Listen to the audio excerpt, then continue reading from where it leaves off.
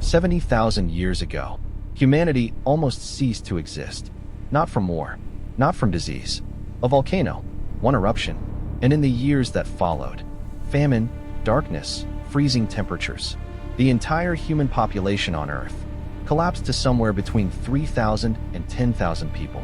Think about that. Fewer humans alive on this planet than people in a small town today. You are descended from those survivors.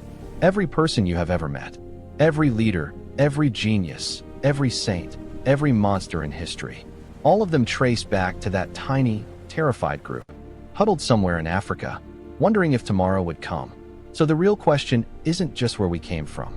It's, how are we still here at all? Let's go back. Way back. 7 million years ago. Africa. Dense forest. Heat. There is an animal here. It walks on 4 limbs. It climbs trees. It looks nothing like you, but it is your ancestor, and mine, and every human being alive today. This creature, this common ancestor, is the point where 2 family trees split. One branch leads to chimpanzees. The other branch leads to us. We don't know exactly what it looked like. We may never know.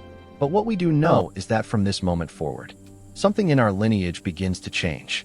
For a million years ago, a species called Australopithecus emerges, and it does something extraordinary. It stands up.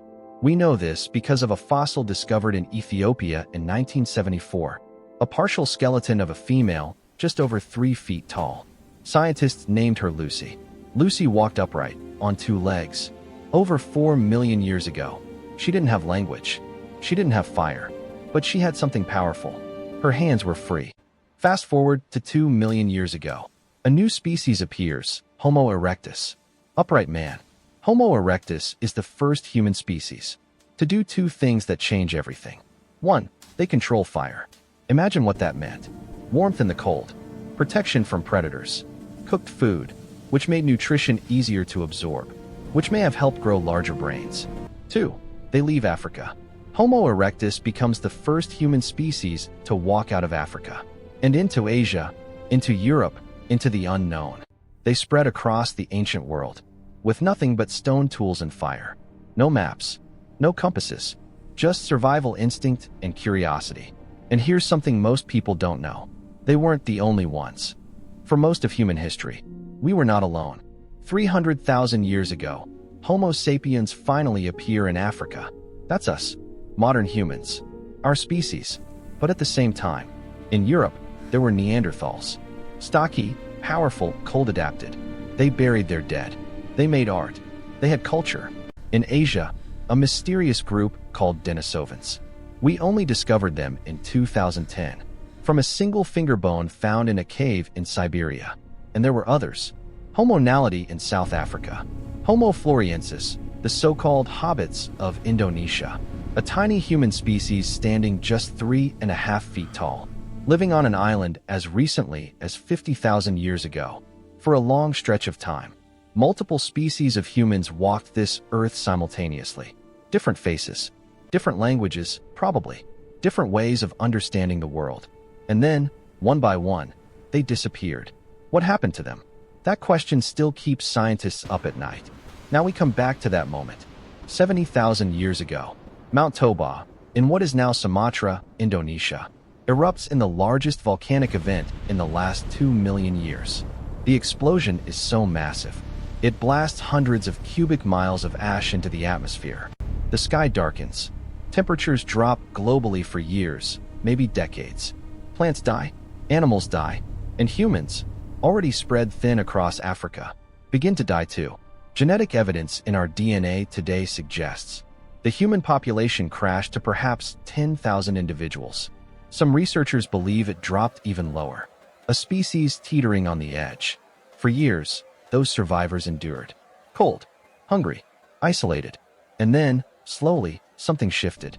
The skies cleared, the earth warmed, and the humans who remained began to move. This is called the out-of-Africa migration, and it is one of the most epic journeys in the history of life on Earth. 60 to 70,000 years ago, small groups of Homo sapiens begin crossing out of Africa, possibly through the Arabian Peninsula, possibly along the coastlines, probably both. 50,000 years ago, they reach India and Southeast Asia. Following coastlines, rivers, forests, living off the land. 40,000 years ago, they reach Europe, where the Neanderthals had lived for hundreds of thousands of years. And then, within a few thousand years, the Neanderthals are gone. Did we kill them? Outcompete them? Did we interbreed with them? The answer is all of the above. If you are of European or Asian descent, roughly 1 to 4% of your DNA is Neanderthal. They didn't fully disappear. They live on in us. 15,000 years ago, humans crossed from Siberia into Alaska, walking over the land bridge that connected them during the last ice age. Within a few thousand years, they have spread across all of North and South America. Every corner of the earth reached. Here's the part that should stop you cold.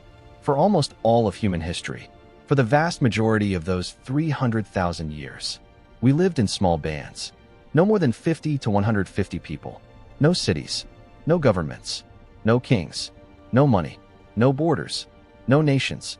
Just people, knowing each other by name, watching the same stars, telling stories around the same fire.